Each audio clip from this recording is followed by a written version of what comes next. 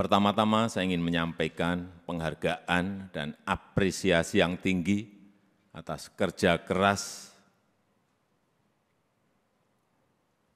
Polri beserta seluruh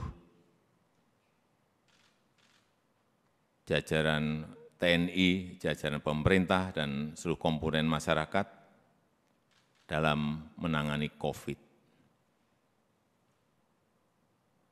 Itu dilihat masyarakat, dan itu juga saya lihat dan saya rasakan. Kerja keras itu. Dan hasilnya juga sangat signifikan. Sampai hari ini, yang mendorong paling kuat memang adalah dari Polri, telah 440 juta dosis vaksin yang telah disuntikkan kepada masyarakat. Dan hasilnya pandemi COVID mereda. Dan hasilnya ekonomi kita bisa tumbuh 5,44%. Dan hasilnya indeks kepercayaan masyarakat juga menempatkan Polri di puncak teratas pada saat itu. Tetapi begitu ada peristiwa FS,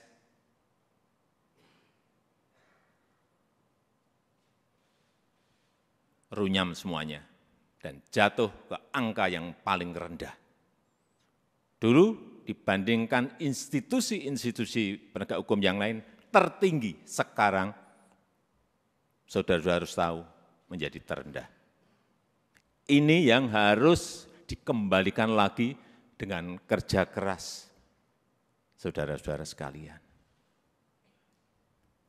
Di November itu masih 80,2, sangat tinggi sekali, bukan tinggi, sangat tinggi sekali. Sekarang kemarin Agustus berada di 54, jatuh, drop sangat rendah sekali. Itulah pekerjaan berat yang saudara-saudara harus kerjakan untuk mengembalikan kepercayaan masyarakat kepada Polri. Di tengah situasi yang juga tidak mendukung saat ini. Kita tahu semua negara sedang sulit, dunia sedang sulit, kita ini menahkodai negara ini juga menghadapi gelombang dan badai dari ekonomi global yang tidak gampang. Perlu saya sampaikan, 66 negara berada pada posisi rentan, 345 juta orang di 82 negara sudah masuk menderita kekurangan pangan akut. Ini yang semua Kapolda, Kapolres, pejabat utama Polri harus tahu. Keadaan situasi seperti ini harus mengerti. Sehingga punya sense of crisis yang sama. Hati-hati dengan ini. Hati-hati. Oleh sebab itu saya ingatkan masalah gaya hidup. Lifestyle. Jangan sampai dalam situasi yang sulit ada letupan-letupan sosial karena adanya kecemburuan sosial ekonomi. Kecemburuan sosial ekonomi. Hati-hati. Sehingga saya ingatkan yang namanya Polres, Kapolres, yang namanya Kapolda, yang namanya seluruh pejabat utama, perwira tinggi, ngerem total masalah gaya hidup. Jangan gagah-gagahan karena merasa punya mobil bagus atau motor gede yang bagus. Hati-hati, hati-hati, saya ingatkan hati-hati. Masanya yang lalu-lalu sudah usai. teknologi sekarang ini menyebabkan interaksi sosial berubah total. Sosial media bisa mengabarkan bukan hanya TV, bukan hanya media cetak, media online. Pribadi-pribadi kita sekarang bisa menjadi surat kabar, bisa menjadi media yang setiap saat bisa memunculkan perilaku-perilaku kita sehari-hari kayak apa, meskipun sembunyi-sembunyi. Saya terlalu banyak mendapatkan laporan. Sehingga kembali lagi, gaya hidup, urusan kecil-kecil, tetapi itu bisa mengganggu kepercayaan terhadap Polri. Urusan tadi, urusan mobil, urusan motor gede, urusan yang remeh-temeh aja. Sepatunya apa, bajunya apa, dilihat masyarakat sekarang ini. Itu yang kita harus mengerti dalam situasi dunia yang penuh dengan keterbukaan. Dan keluhan masyarakat terhadap anggota Polri kita, ini tugas saudara-saudara semuanya. Jadi keluhan masyarakat terhadap Polri 29,7% itu ini sebuah persepsi karena pungli. Tolong ini anggota-anggota semuanya diredam untuk ini. Sewenang-wenang, tolong ini juga diredam pada anggota-anggota. Pendekatan-pendekatan yang represif, jauhi. Mencari-cari kesalahan, nomor yang ketiga 19,2%. Dan yang keempat, hidup mewah yang tadi sudah saya sampaikan.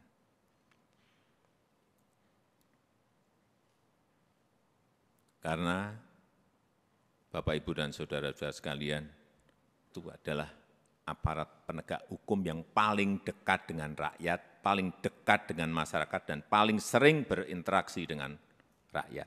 Jadi ingatkan anggota-anggota, selalu di briefing anggota-anggota, seluruh anggota, dan ingatkan untuk hal-hal yang berkaitan dengan pelayanan masyarakat, ingatkan mereka.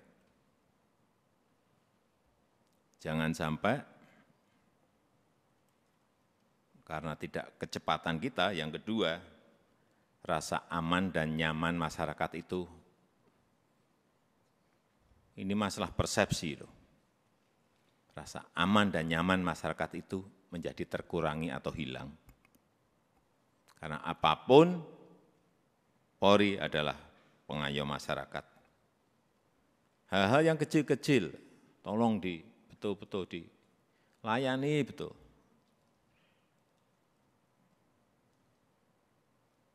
Masyarakat kehilangan sesuatu, harus direspon cepat.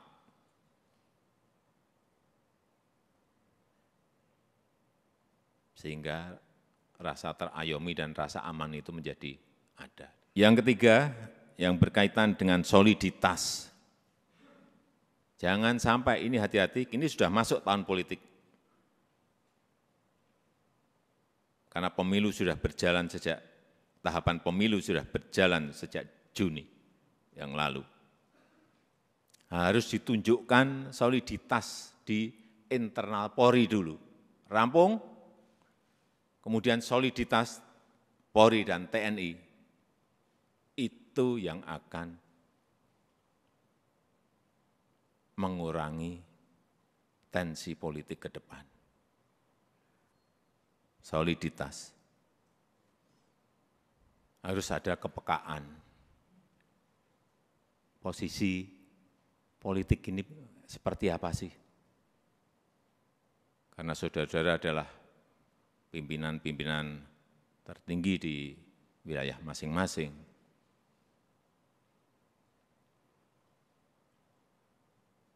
sense of politiknya juga harus ada.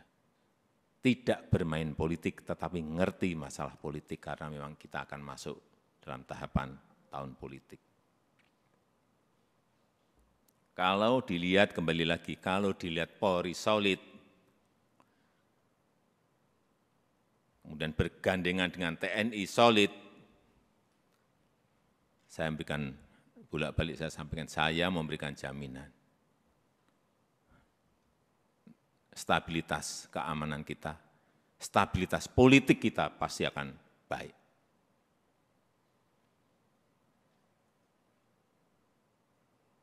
Enggak ada yang berani coba-coba. Kalau coba-coba ya tegas saja. Yang keempat, yang berkaitan dengan kesamaan visi. Saya kira yang berkaitan dengan kebijakan organisasi, jangan terkesan kita itu gamang. Sebagai pemimpin-pemimpin di wilayah, baik itu di provinsi, kabupaten, dan kota, jangan gamang, apalagi cari selamat. Yakin sesuai dengan prosedur, yakin sesuai dengan SOP, yakin sesuai dengan undang-undang, lakukan.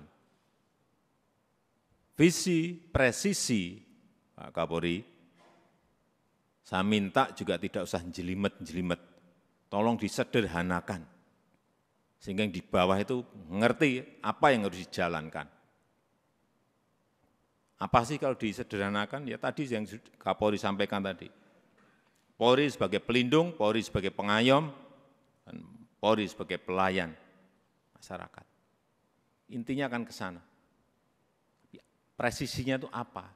Jelasin sekali lagi, secara sederhana dan jelas. Sehingga gampang ditangkap visi itu. Yang kelima, yang berkaitan dengan penegakan hukum. Jangan sampai pemerintah dianggap lemah, jangan sampai juga Polri dianggap lemah.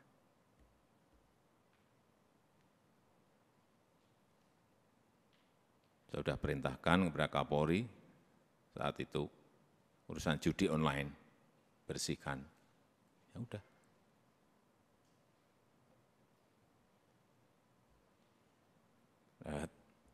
Saya enggak usah bicara banyak. Saudara-saudara tahu semuanya, perintah ini tahu.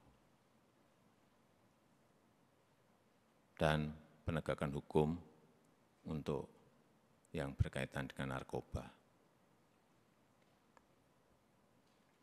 Ini yang akan nanti bisa mengangkat kembali kepercayaan masyarakat terhadap Polri. Dan kalau ada sebuah peristiwa, itu segera dirancang komunikasinya yang baik. Komunikasi publik itu penting banget. Jangan terlambat, jangan lamban. Sehingga yang muncul nanti kalau lambat, yang muncul isu-isu yang lain. Sekarang ini sekali lagi era sosial media, hitungannya detik, hitungannya menit. Sudah bukan hari lagi. Begitu ada sebuah peristiwa kecil, dan saudara-saudara menganggap ini kecil, sehingga tidak ditangani, dikomunikasikan dengan baik, dengan kecepatan, membesar menjadi sulit untuk kemudian diselesaikan lagi. Ini tidak berada pada posisi yang normal. Dunia sekarang ini.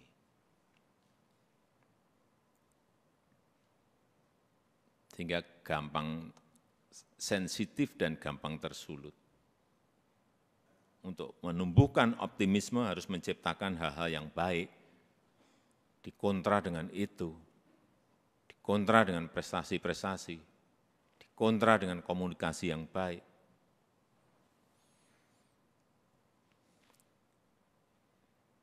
Saya rasa itu yang ingin saya sampaikan dalam kesempatan yang baik ini. Sekali lagi, saya sangat menghargai kerja keras saudara-saudara sekalian dalam penanganan COVID yang lalu, dan kita harapkan dengan kekompakan, dengan kesolidan di Polri, di internal Polri, kemudian bergandengan dengan TNI, saya percaya apa yang tadi saya sampaikan bisa kita lakukan dengan baik. Saya tutup